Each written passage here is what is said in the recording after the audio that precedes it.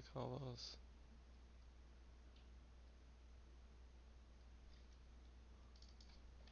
Rent control.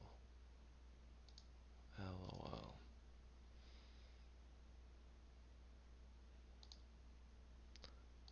60 trace.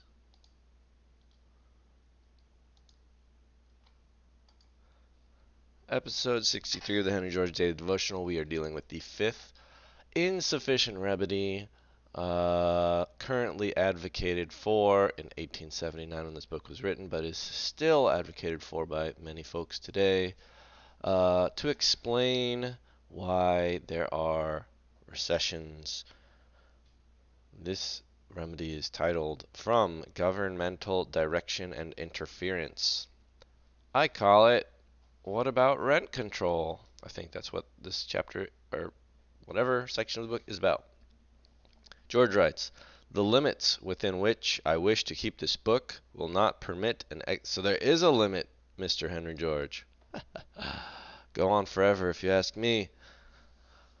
Will not permit an examination in detail of the methods in which it is proposed to mitigate or extirpate poverty by governmental regulation of industry and accumulation, and which in their most thoroughgoing form are called socialistic. By now we have learned the meaning of extirpate, but it never hurts to do a little Googling to root out and completely destroy, or destroy completely. Alright, we're dealing with them socialists today. Listen up.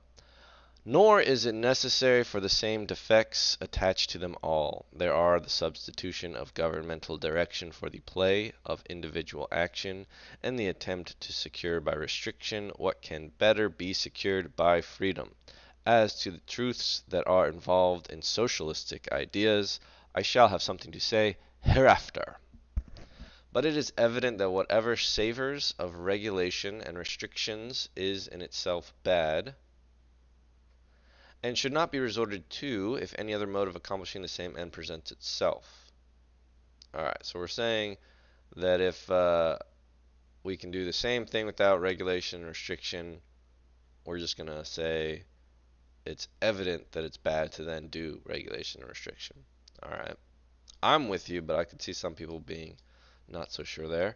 For instance, George says, to take one of the simplest and mildest of the class of measures I refer to, a graduated tax on incomes. That's funny. I don't even remember him talking about this subject, considering,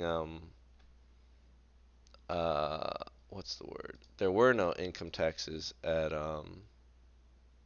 his time. He was mostly upset about tariffs, which acted basically like a sales tax, uh, as well as property taxes, and I don't, maybe a stamp tax. I don't know. The object at which it aims, the graduated tax on incomes, the reduction or prevention of immense concentrations of wealth, is good. Uh, I always want to be nitpicky about this. Like, it's the concentration bit, I guess, that's bad, but like you could assume if the if that wealth is like gotten fairly, which is like basically impossible for us to imagine any concentration of wealth, any like famous family, any famous man pretty much only got their wealth by exploiting super cheap labor because we live in a land monopolized world, as well as most likely most businesses are somehow fundamentally granted artificial monopoly or land monopoly, patents, or uh, land. So I don't know if I agree that just preventing concentrations. Anyway, we keep going. This means um, involves the employment of a large number of officials clothed with inquisitorial powers, temptations to bribery and perjury, and all other means of evasion, which beget a demoralization of opinion and put a premium upon unscrupulousness and a tax upon conscience. And finally, just in proportion as the tax accomplishes its effect, a lessening in the incentive to the accumulation of wealth, which is one of the strong forces of industrial progress. So, yeah, he's addressing this in two forms.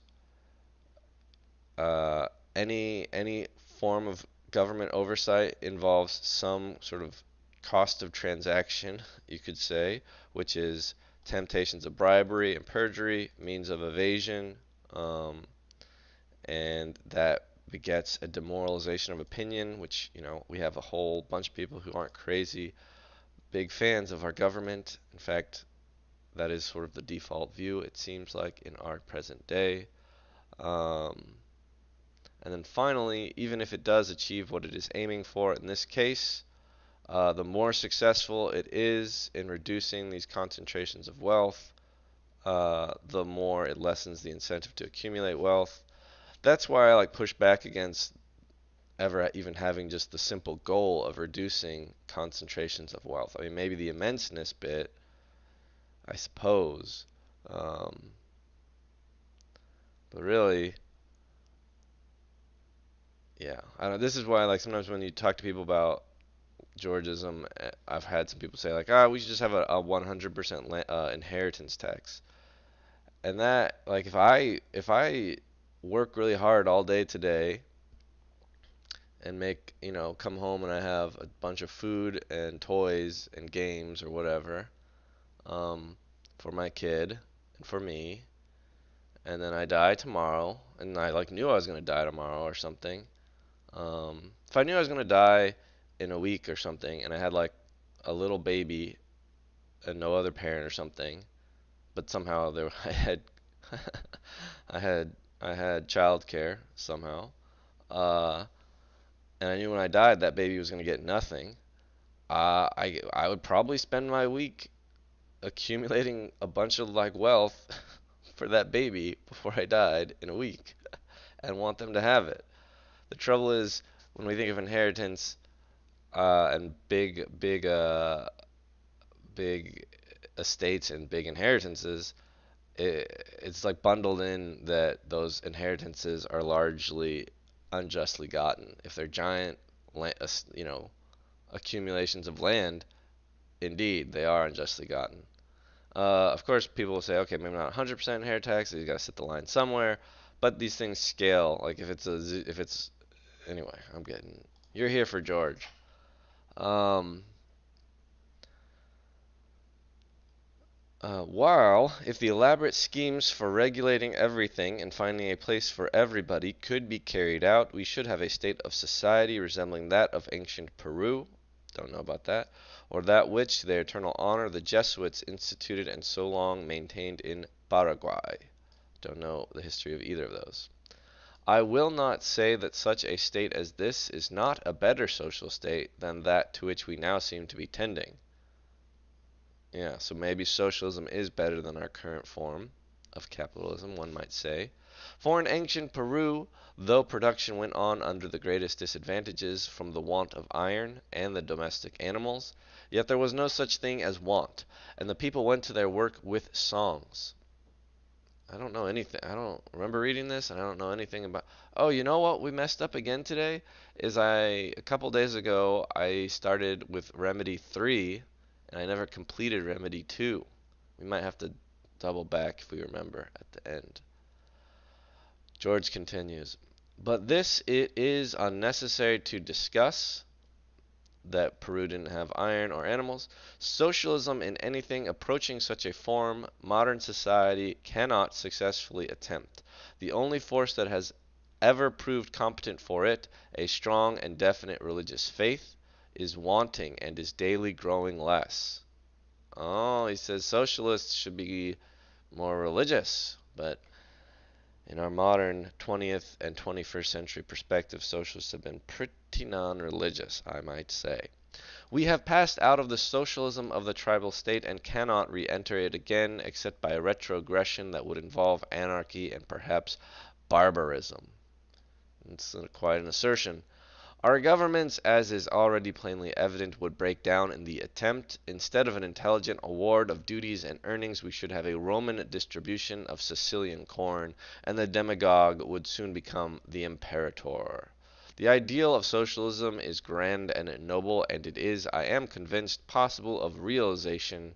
But such a state of society cannot be manufactured. It must grow.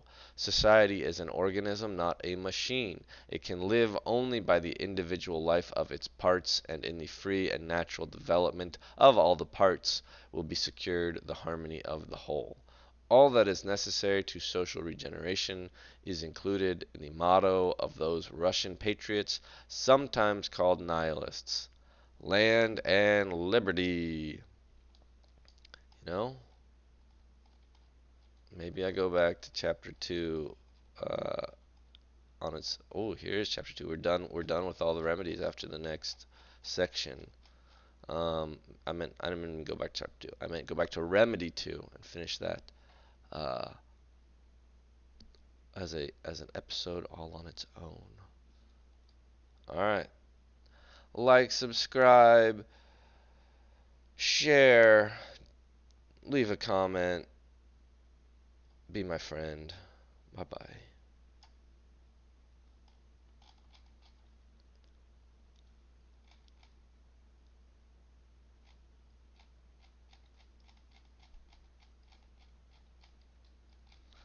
I'm just gonna go up and record the rest of it this time.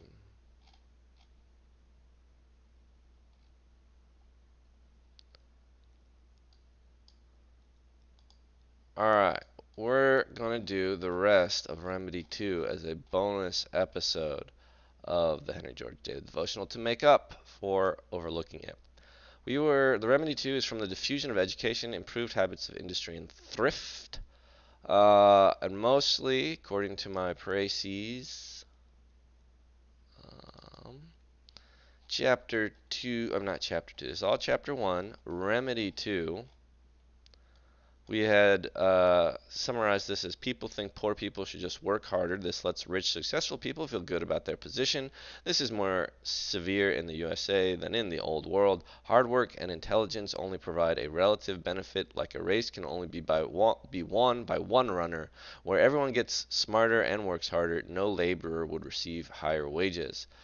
I made a special note that I think this is similar to dating and the bloating of education. Not so sure about my ideas. Much more sure of George's. George had a funny anecdote about Franklin getting his boss to be a vegetarian, and then finally, uh, his boss had like two women over and then had a pig for them, but ate it all before they showed up. Very extremely humorous.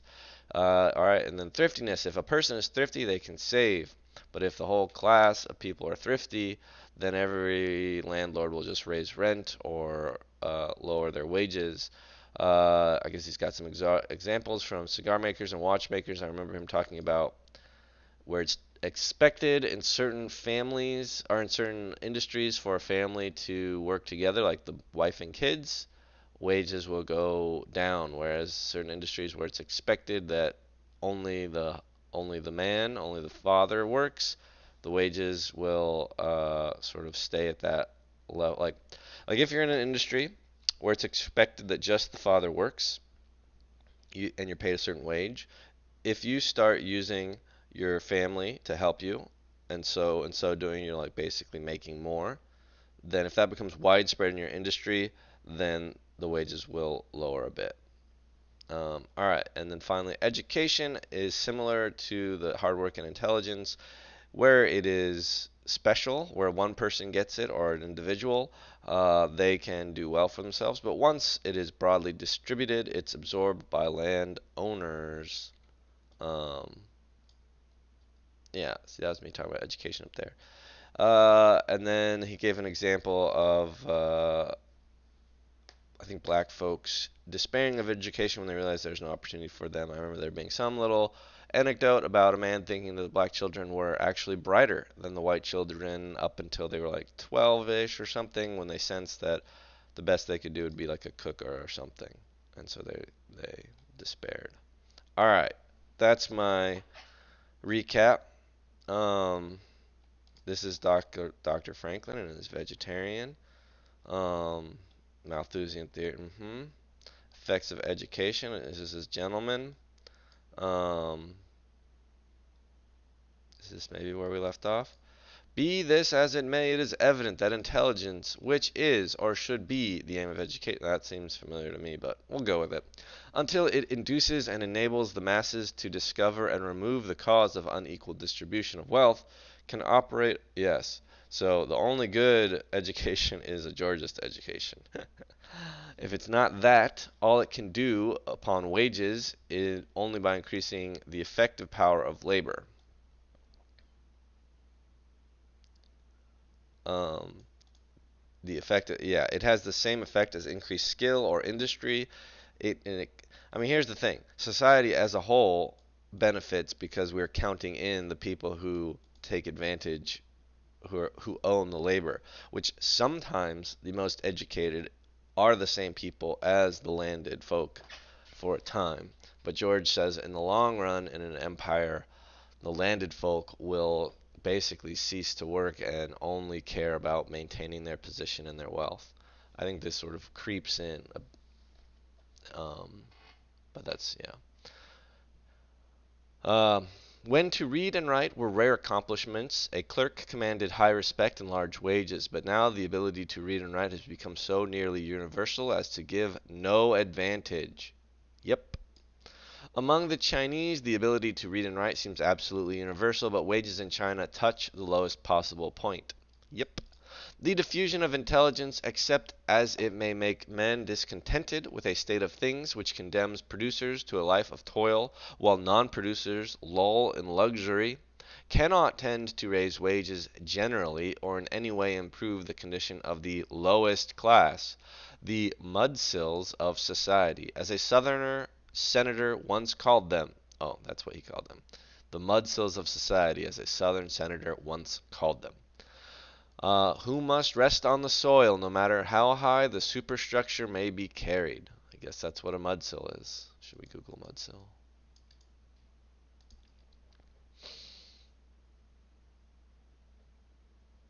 Supporting sill, resting directly on a base, especially of the earth. Yeah. Something that's always a funny thing to me when I think about structures of buildings. Like ultimately, they're just kind of sitting on a bunch of dirt. I mean, you can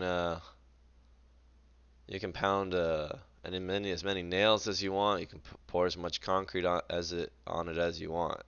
But it's just like, yeah. As somebody who doesn't think about construction very much, when I do, it's pretty funny to me. No increase of the effective power of labor can increase general wages so long as rent swallows up all the gain. This is not merely a deduction from principles, it is the fact proved by experience. The growth of knowledge and the progress of invention have multiplied the effective power of labor over and over again without increasing wages. Yes, I got somewhat upset. Let's see if I can pull it up. Profile. Uh, what? I made replies? Yes, this guy.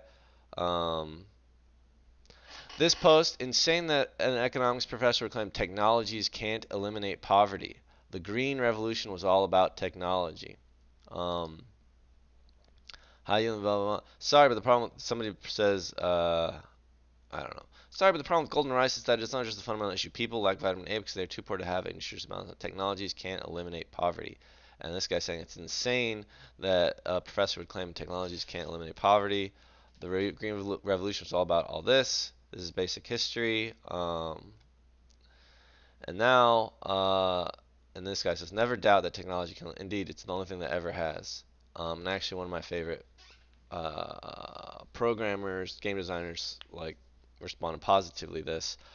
And then I said, Max for George said, are those final, insanely clever technological innovations still eluding us as a species? Is that why we still have mass poverty on planet Earth?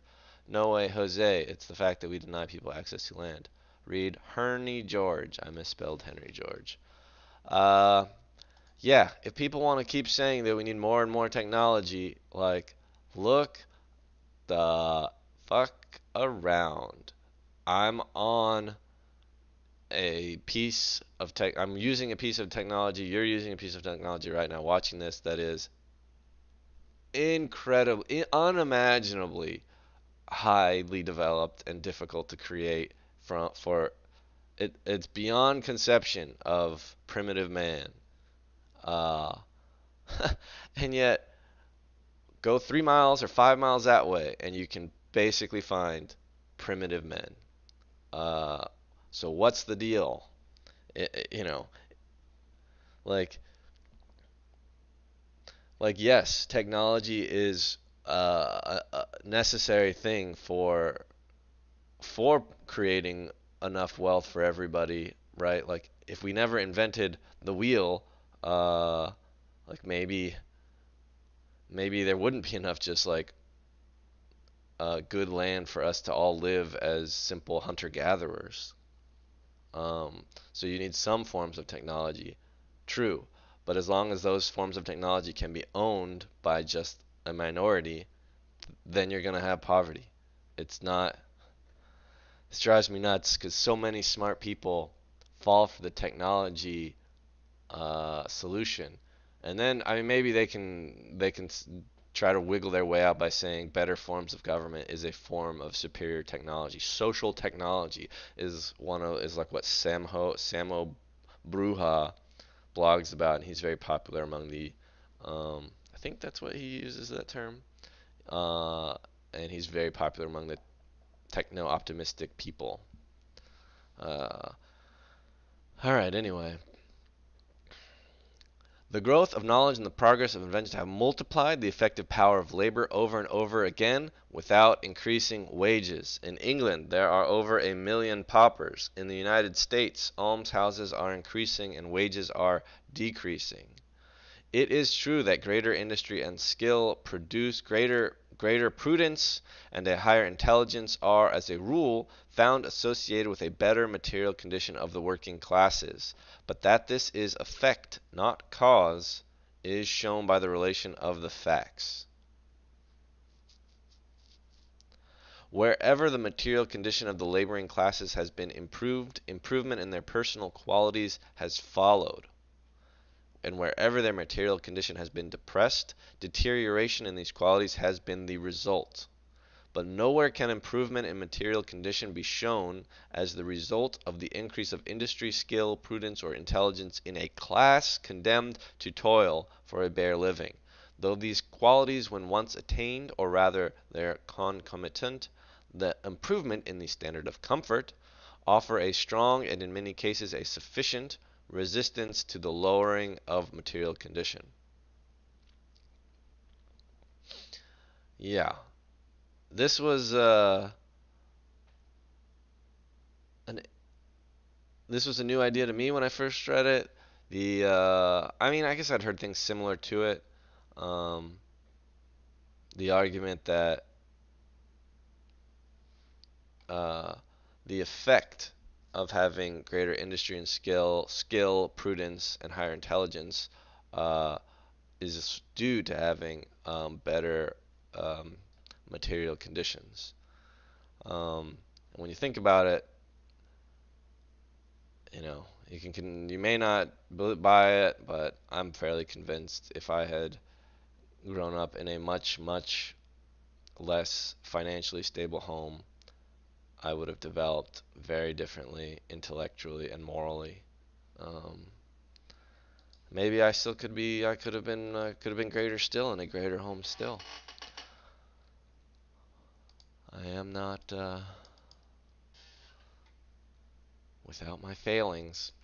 The fact is that the qualities that raise man above the animal are superimposed on those which he shares with the animal, and that it is only as he is relieved from the wants of his animal nature that his intellectual and moral nature can grow. Compel a man to drudgery for the necessities of animal existence, and he will lose the incentive to industry, the progenitor of skill. Industry is the progenitor of skill, and will do only what he is forced to do. Make his condition such that it cannot be much worse, while there is little hope that anything he can do will make it much better, and he will cease to look beyond the day. Deny him Deny him leisure, and leisure does not mean the want of employment, but the absence of the need which forces to uncongenial employment. And you cannot, even by running the child through a common school and supplying the man with a newspaper, make him intelligent. It is true that improvement in the material condition of a people or class may not show immediately in mental and moral improvement. Increased wages may at first be taken out in idleness and dissipation, but they will ultimately bring increased industry, skill, intelligence, and thrift.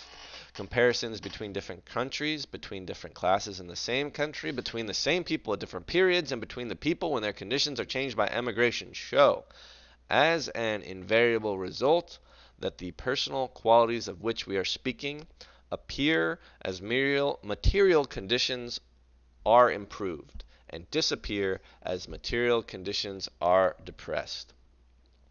Poverty is the slough of despond which Bunyan saw in his dream. I believe that's pronounced slow. It's like a ditch, swamp, characterized by lack of progress or activity. Slough. It is slough. Man, don't trust me.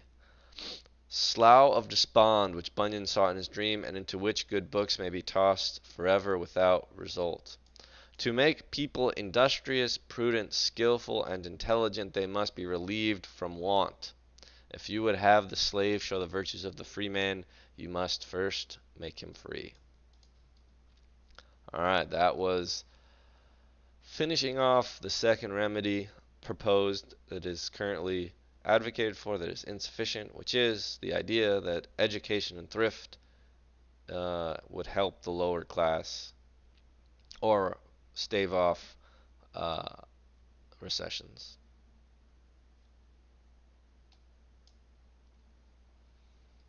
Alright, I'm gonna.